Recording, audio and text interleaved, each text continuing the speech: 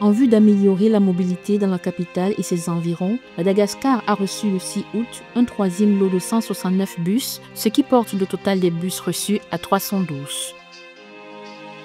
Le Sénégal a levé le 8 août 2025 sur le marché des titres publics de l'UMOA une somme de 40 milliards de francs CFA. En Égypte, le canal de Suez a enregistré une hausse de bénéfices au premier trimestre, atteignant 102,8 millions de dollars.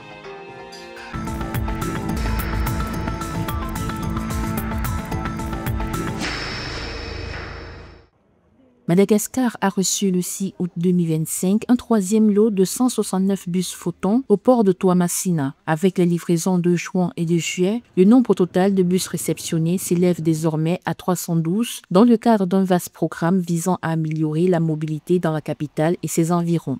La majorité des bus fonctionnera quand même en gasoil. Après, quand on sait que Tana recense à peu près 3,4 millions d'habitants, on est en deçà des normes de capacité de bus qui peuvent permettre le déplacement de la population de Tana.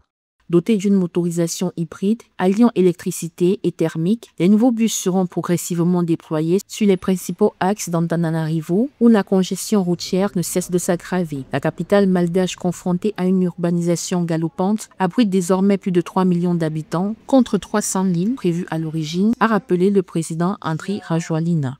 Ce qui est intéressant dans l'organisation, c'est le fait d'avoir mis ces codes couleurs qui va permettre d'organiser un peu l'organisation du trafic. Par ailleurs, je pense que cela doit forcément s'accompagner d'une véritable politique d'infrastructure au niveau du réseau routier pour qu'il soit de meilleure qualité de manière à faciliter le trafic. Ces initiatives s'intègrent dans une stratégie de désenclavement urbain et de transition écologique du secteur des transports, conformément aux engagements climatiques de Madagascar. Le déploiement des bus hybrides devrait également générer près de 1500 emplois directs et indirects.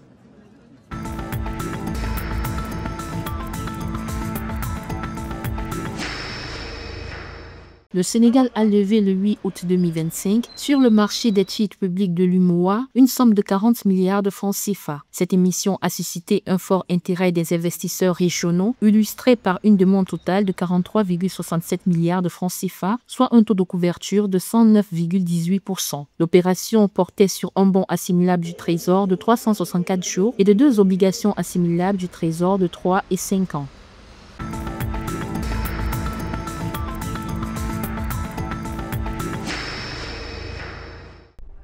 En Égypte, le canal de Suez a enregistré une hausse de bénéfices au premier trimestre, atteignant 102,8 millions de dollars en juin 2025 par rapport aux 8,1 milliards de livres égyptiennes enregistrées l'année précédente. Selon une annonce de la Suez Canal Bank, cette opération a été soutenue par une augmentation de 52% du revenu net d'intérêt à 3,9 milliards de livres égyptiennes contre 2,5 milliards en juin 2024.